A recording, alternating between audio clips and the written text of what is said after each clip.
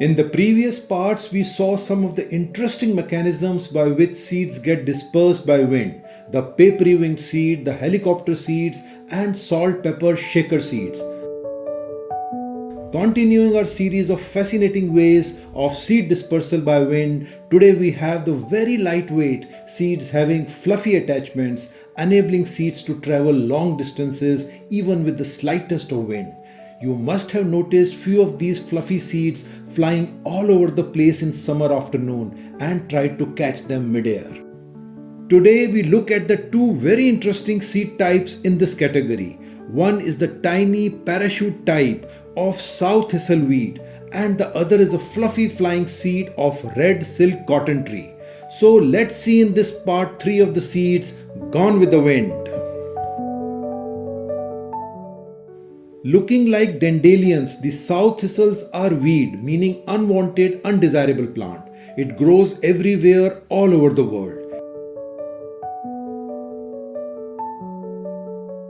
It got its name due to the tradition of giving the plant to female pigs, sows, when they are lactating a new litter of piglets.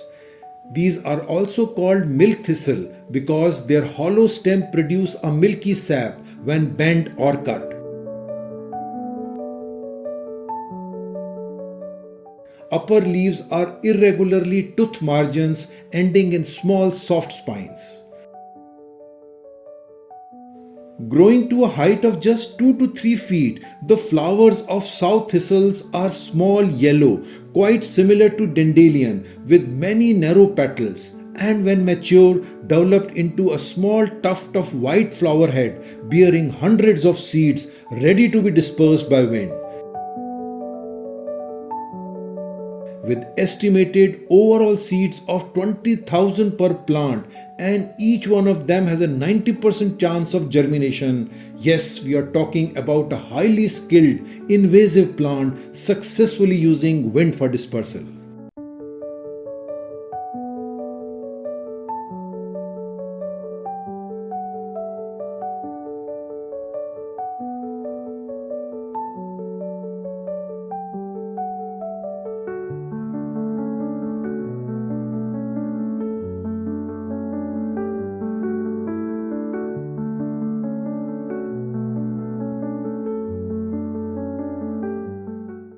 Mature seeds are 2 to 3 mm in length and approximately 1 mm in width, light brown, flat, wrinkled, and crowned with long white hairs called pappus, which aids in wind dispersal. This is how the seed and the fur looks under microscope. Hooked cells on the pappus hairs can also cling to fur or clothing.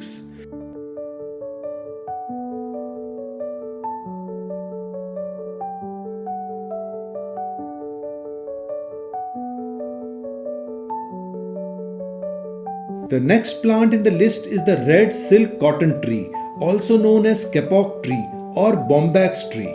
Its most notable feature is its vibrant red flower, which blooms during the spring season. The flowers can measure up to 15 centimeters in diameter, are not only visually stunning but also play a crucial role in ecosystem by providing nectar and pollens for various species of birds and insects. The tree can grow up to 90 feet tall with a stout trunk that can measure up to 9 feet in diameter.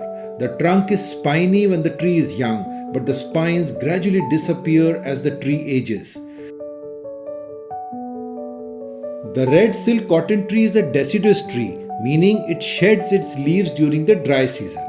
The tree produces large, fluffy seed pods filled with fibers that are also known as kapok, that are lightweight and buoyant.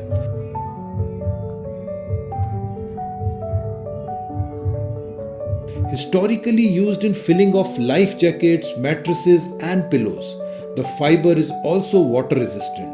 I did an experiment by dipping the fiber in the water and found they are very resistive to water even if I completely dipped it inside the water.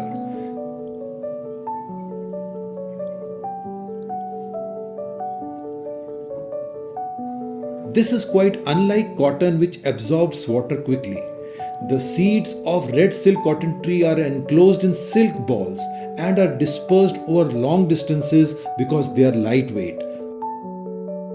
I found one seed ball may have 2 to 3 seeds that travel far from the parent tree, increasing their chances of finding a suitable place to germinate and grow. Hope you had a good insight and enjoyed watching the series of various fascinating adaptations by plants for the self-dispersal by wind. I will try to include the milkweed seed dispersal in my next video. The pods of this is yet to dry up. We'll wait till I find a mature dry fruit which will split from middle lengthwise to expose the seeds attached to fluffy hairs that will aid the wind dispersal. Till then, goodbye.